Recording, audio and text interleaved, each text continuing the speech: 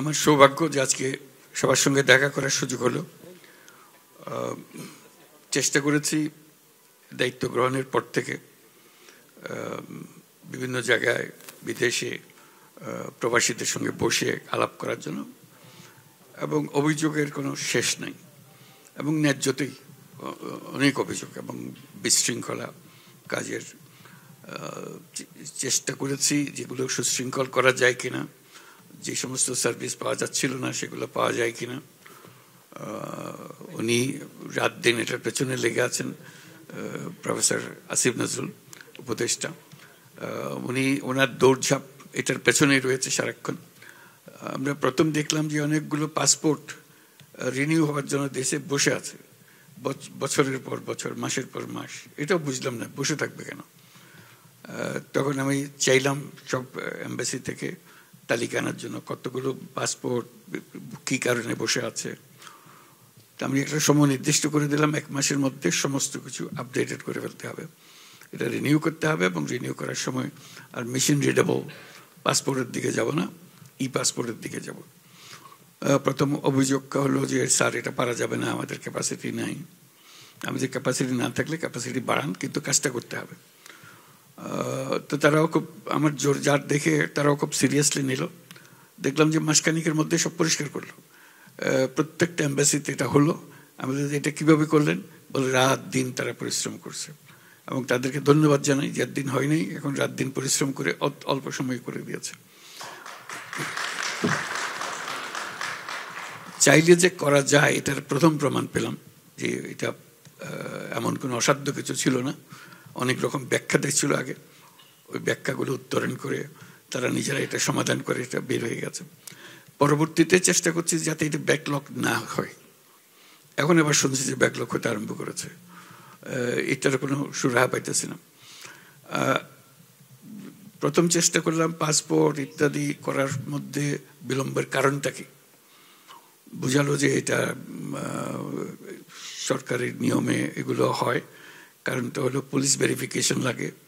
তো আমার প্রথম কাজ হয়তো মনে আছে আপনাদের, পুলিশ ভেরিফিকেশন বন্ধ করে দিলাম। পুলিশ ভেরিফিকেশন পাসপোর্ট করতে হলে পুলিশ ভেরিফিকেশন লাগবে না। প্রথম বললো যে না এটা পারা যাবে না ইত্যাদি ইত্যাদি। তা বললাম যে একবার করে ফেলি, তারপর দেখি কি অসুবিধা কি হচ্ছে। আমার ব্যাখ্যাটা ছিল এই যে বাংলাদেশে আমি জন্মগ্রহণ করেছি, আমি বাংলাদেশি নাগরিক, আমার পরিচিতি দেওয়ার দায়িত্ব সরকারের। পাসপোর্ট আমার পরিচিতি, কাজে এখানে আমি যদি অপরাধ করে থাকি তাহলে পুলিশ আমাকে ধরবে, পাসপোর্ট আমাকে ধরতে পারবে না। পাসপোর্টের কাজ হলো যে আমার পরিচিতিপত্রটা তাকে দিতে হবে, যেহেতু আমি দেশের নাগরিক। কাজে আমি যখনই এনআইডিটা দেব আমাকে পাসপোর্ট দিতে সরকার বাধ্য, যেহেতু আমি দেশের নাগরিক।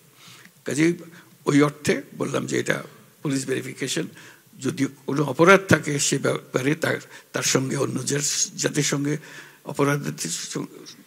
অপরাধীর সঙ্গে ব্যবহার করেন তার সঙ্গে সে ব্যবহার করবেন, কিন্তু যতক্ষণ অপরাধী হিসেবে সে প্রমাণিত না হয় তার এই পাসপোর্ট নেওয়ার সুযোগ দিতে হবে।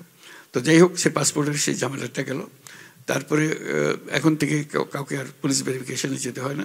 দেখলাম যে এরপরে 9 মাস বছর বসে আছে, পাসপোর্ট পাচ্ছে না, পুলিশ ভেরিফিকেশন আসছে না বলে রাতারাতি হয়ে যেতে আরম্ভ করলো। সব রাতারাতি পাসপোর্ট হয়ে পুলিশ ক্লিয়ারেন্সের অনুপস্থিতিতে এটা হতে আরম্ভ করলো। তো ভালো লাগলো যে এটা পারা গেল জিনিসটা করার জন্য। আরেকটা হলো যে এখানে মেশিন রিডেবলের জন্য যন্ত্রপাতি নাই। আমি বললাম যন্ত্রপাতি নিয়ে যান, ওখান থেকে যন্ত্রপাতি দিয়ে করেন। আরেকটা হলো অনলাইন পাসপোর্ট করার কথা। আমি যে অনলাইন পাসপোর্ট যদি করতে পারে তাহলে তো সব বিদেশিদের জন্য অসুবিধা নেই, তারা ঘরে বসেই তো এটা করে ফেলতে পারবে। কাজে এই বিতর্ক এখনও চলছে, এখনও এটার ফয়সলা করতে পারিনি। অল্প কিছু ফয়সলা হয়েছে, কিন্তু এই যে একদম সঙ্গে সঙ্গে করে দেবে এটা এ পর্যন্ত অন্তত অ্যাপ্লিকেশনটা করার জন্য আমরা সুযোগ দিচ্ছি। আমরা নাগরিক সেবা বলে একটা আলাদা বেসরকারি প্রতিষ্ঠান সৃষ্টি করেছি। তার কাছে গেলেই পয়সা দিলে সে আপনার এনআইডি, পাসপোর্ট, অন্যান্য যতগুলো সরকারি দলিল দস্তাবেজ, জমির দাখিলা বা যা যা দরকার হয় এগুলো ওখান থেকে নিতে পারবে। এখানেও বারে বারে প্রতিবন্ধকতা আসছে যে এটা ছাড়া এটা হবে না, এটা ছাড়া ওটা হবে না, কিন্তু কিছু কিছু কাজ শুরু হয়ে গেছে।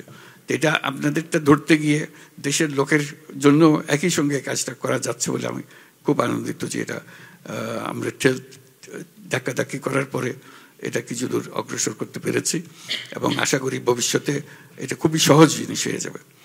মালয়েশিয়ার ব্যাপারে বারে বারে প্রশ্ন আসছিল। দায়িত্ব গ্রহণের পর থেকেই মালয়েশিয়ার এই সমস্যা যে তারা অনেকজন 18,000 শ্রমিক প্লেনে উঠতে পারেনি, তার এক্সপায়ার করে বা কি কারণে কাট অফ ডেট ছিল, আসতে পারেনি। কাজে এটা খুব খারাপ লাগলো। এরপর পরেই মালয়েশিয়ার প্রধানমন্ত্রী উনি আসলেন বাংলাদেশে। আমরা খুব আনন্দিত হলাম যে তিনি আসছেন আমাদেরকে দেশে প্রথমবারের মতো বাংলাদেশ এই অভ্যুত্থানের পরে একজন প্রধানমন্ত্রী বাংলাদেশ ভিজিটে আসছেন। 2 মাস পরে উনি এসেছিলেন 4 অক্টোবর বাংলাদেশে আসলেন। তো ওনাকে বললাম এই সমস্যাটার কথা, তিনি শুনে বললেন যে হ্যাঁ, এরকম যদি থাকে আমরা নিশ্চয়ই এটা করে দেবো। এটার জন্য এই বিলম্বের জন্য সে প্লেন ধরতে পারে নাই, এটার জন্য তার বন্ধ হয়ে যাওয়ার কিছু না। এই যে 18,000 সেটা আজ পর্যন্ত চলছে, তার মধ্যে 8,000 বোধহয় যেতে পেরেছে না? বলো তো, একটু ব্যাখ্যা করে। আমি একটু বলি আপনাদের। প্রথমে তো বলেছিল 18,000, পরে যখন আমরা 18,000 ভেরিফাই করতে গেলাম দেখলাম 31 মের মধ্যে তাদের বাংলাদেশে আসার কথা ছিল 2024-এর। তো 31 মে পর্যন্ত তাদের তো ভিসা থাকতে হবে। তো আমরা স্ক্রুটিনি করে দেখলাম আসলে ভিসা ছিল 8,000 সামথিংয়ের। তো বাকিদের তো ক্ষেত্রে আমরা দাবি করতে পারি না। ওই 8,000 সামথিংয়ের থেকে আবার কেউ কেউ আপনার মালয়েশিয়ায় চলে আসছে 95 জন, আর 100 জনের মতো বিভিন্ন দেশে চলে গেছে। বাকি যারা আছে ওনাদের প্রসেস শুরু হয়েছে। এই মাসে প্রথম আমরা ইয়েটা পেয়েছি, রিকোয়ারমেন্টটা পেয়েছি অল্প সংখ্যক, কিন্তু এটা আমাদের এই 31শে ডিসেম্বরের মধ্যে ওনারা যতজন যেতে চায় ততজন আসতে পারবে এখানে। যে আপনাকে ব্যাখ্যা করার কারণটা হলো যে এই যে 1 বছর আগে শুরু হয়েছে, এটা এখনো ছাড়া হয়নি। এখানে এসে আবার পার্সু করছি আমরা বাকি জন কখন যেতে পারবে, এটা পরিষ্কার হয়ে গেছে এখন। বাকি 18,000 সবাই যাবে। প্রথম মনে হয়েছিল 18,000 থেকে 8,000 নেবে, আর বাকিদের নেবে না। বলছে না, 18,000 আমরা প্রত্যেককেই নেব, কেউ বাদ যাবে না। কাজে এটা একটা আনন্দের সংবাদ। উনি এসেছিলেন বলে, উনি আমাদের প্রতি সহানুভূতিশীল ছিলেন বলে তখনই তাৎক্ষণিকভাবে উনি সিদ্ধান্ত দিয়েছিলেন, প্রেস কনফারেন্সে বলেছিলেন যে আমরা একটা ব্যবস্থা করবো, একটা না একটা ব্যবস্থা করবোই। উনি করছেন। আজকেও দীর্ঘ মিটিং হয়েছে ওনার সঙ্গে। আরও নানা বিষয়ে যাতে প্রক্রিয়া সহজ করা যায় এগুলো নিয়ে আমরা আলাপ করেছি। আশা করি এই মালয়েশিয়ার যে সমস্ত সমস্যা এখানে জমা হয়ে আছে, সেই জমাট সমস্যাগুলোকে আমরা সংস্কার করে ফেলতে পারবো, পরিষ্কার করে ফেলতে পারবো। আরেকটা হলো যে প্রবাসী বাংলাদেশিরা যারা বিদেশে আছেন তাদের কন্ট্রিবিউশন, অবদান আমাদের অর্থনীতির কী অবস্থা আপনাদের মনে আছে। ব্যাংক খালি, যত টাকা পয়সা আছে খালি করে নিয়ে গেছে। দায় দেনার দায়িত্ব আমাদের উপর রেখে গেছে। এটা কিভাবে শোধ করা হবে, ফরেন এক্সচেঞ্জ রিজার্ভ তলানিতে পড়ে গেছে। এটা অর্থনীতি ঘুরে দাঁড়ালো, এই 1 বছরের মধ্যে অর্থনীতি ঘুরে দাঁড়ালো। এই কারণে ওই প্রবাসীদের এই রেমিটেন্সের অর্থ দিয়ে বাংলাদেশ উঠে দাঁড়ালো। আমি সকল প্রবাসীদের আজকে যারা এখানে উপস্থিত আছে তারা এবং যারা উপস্থিত নাই তাদেরকেও একসঙ্গে আমরা তাদের দিই, ধন্যবাদ জানাই। জাতির পক্ষ থেকে ধন্যবাদ জানাই। এটা না হলে জাতি সোজা হয়ে দাঁড়াবার কোনো উপায় ছিল না। এই টাকা দিয়ে আজকে আমরা মজবুত অর্থনীতিতে দাঁড়াতে পেরেছি। এটা মস্ত বড় একটা অবদান। এই অবদানের স্বীকৃতি হিসাব আমাদেরকে সে করতে হবে, তো তাদের সুযোগ সুবিধাগুলো যাতে পায় সেগুলো করা, আইন শৃঙ্খলাগুলো ঠিক করা। এবার দেখেছেন আমরা যে এসছি এখানে ওনার দাওয়াতে, প্রধানমন্ত্রী আনোয়ার ইব্রাহিমের দাওয়াতে আমরা এসছি। আমরা প্রায় আমাদের ক্যাবিনেটের প্রায় অর্ধেক নিয়ে এসছি একসঙ্গে, যাতে করে প্রত্যেকের যেন বিষয়গুলো পরিষ্কার হয়ে যায়। কাজে আমি একা আসলে একটা জিনিস ব্যাখ্যা করতে পারতাম, আর একটা গভীর জিনিস আমি পারতাম না, অত ডিটেলস আমার মনে নেই। আমরা বলছে চলো যত রকমের সমস্যা আছে ওনার সামনে আমরা বলবো, ওনাকে জানিয়ে রাখবো যাতে করে আমরা সমাধানগুলো পাই। এবং আজকে খুব মনোযোগ দিয়ে উনি শুনেছেন এবং আশ্বাস দিয়েছেন যে এগুলো সমস্ত কিছুই পরিষ্কার করে দেবেন। এবং তাকে আবার আমন্ত্রণ জানিয়েছি বাংলাদেশে আসার জন্য। সেটা আমরা তার সঙ্গে যোগাযোগ রাখবো। তিনি খুব আমাদের প্রতি সহানুভূতিশীল, যাতে আমরা এগিয়ে যেতে পারি কোনো বাধাবন্ধক ছাড়া। তার কাছে আমরা বিনিয়োগের কথা বলেছি, ব্যাপকভাবে মালয়েশিয়ান বিনিয়োগ বাংলাদেশে হোক। একটু আগে আমরা বিনিয়োগকারীদের সঙ্গে বৈঠক করছিলাম। মালয়েশিয়ার থেকে বড় রকম বিনিয়োগ আশ্বাস আমরা পেয়েছি, সেখানে আমরা যাতে করে এই বিনিয়োগের ধারা অব্যাহত রাখতে পারি তারাও চেয়েছে আমাদের সঙ্গে কাজ করার জন্য। কাজে মালয়েশিয়া একটা এখন জটিল একটা পরিস্থিতির মধ্যে ছিল আমরা যখন এসেছি, এই জটিলতার থেকে আমরা মুক্ত করছি যাতে সবাই যে সহজভাবে এখানে ঢুকতে পারে, এখানে কাজকর্ম করতে পারে। এই যে ভিসা কি বলে মাল্টিপল ভিসা করে দিল, এটা একটা বড় রকমের সাহায্য আমাদের জন্য।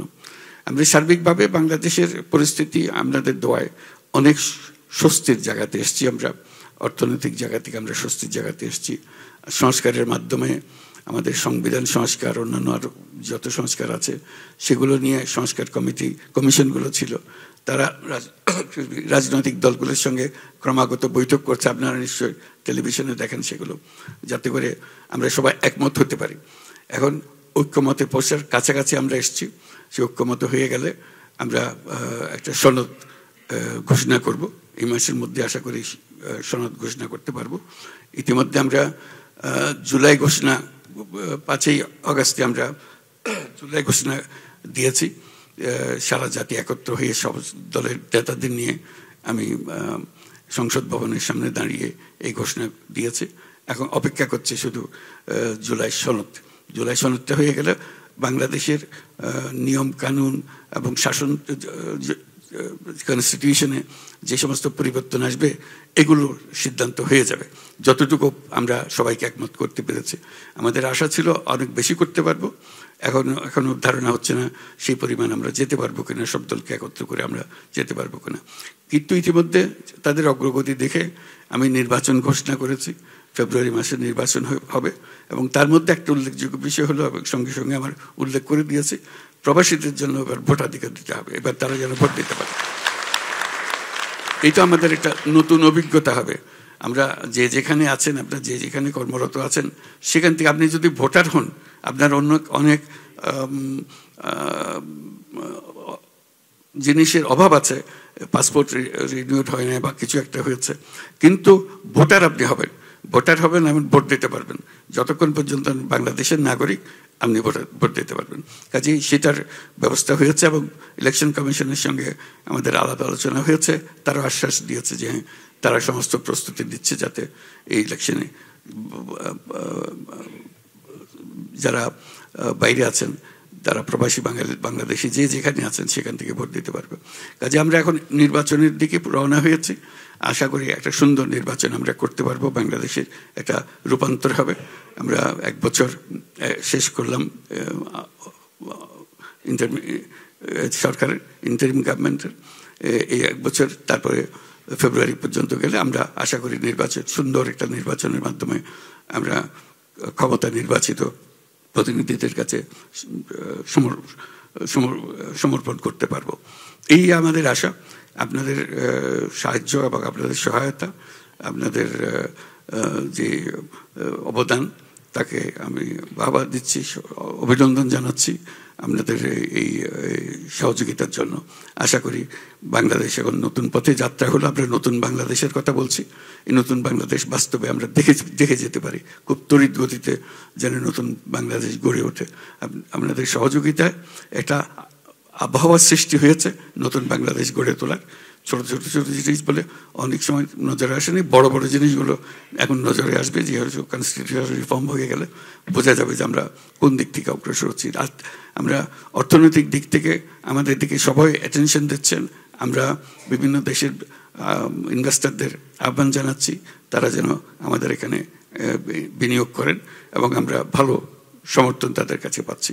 আশা করি আপনাদের সহযোগিতায় আমরা বাকি পথটুকু সুন্দরভাবে এগিয়ে যেতে পারবো। সবাইকে ধন্যবাদ।